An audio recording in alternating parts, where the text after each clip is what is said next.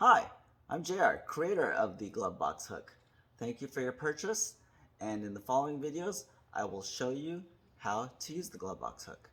Thanks again for supporting a disabled business.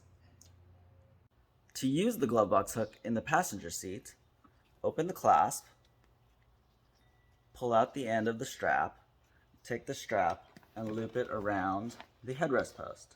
Some vehicles have two headrest posts, and you could decide which post to use.